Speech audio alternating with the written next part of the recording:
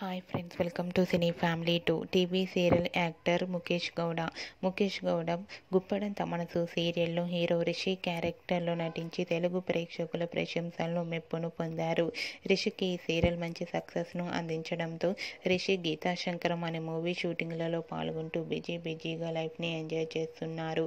Rishi గీతాశంకరం movie షూటింగ్లో బిజీగా ఉండటం వలన గుప్పడంత మనసు సీరియల్లోకి ఎంట్రీ ఇవ్వట్లేదని చాలామంది ఫ్యాన్స్ అనుకుంటున్నారు.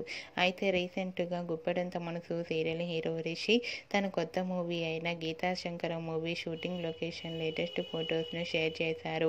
ఆ ఫొటోస్లో రిషి తన ఫ్యాన్స్ అందరితో కలిసి సెల్ఫీ దిగుతూ చాలా బిజీగా హ్యాండ్సమ్ లుక్లో కనిపించారు.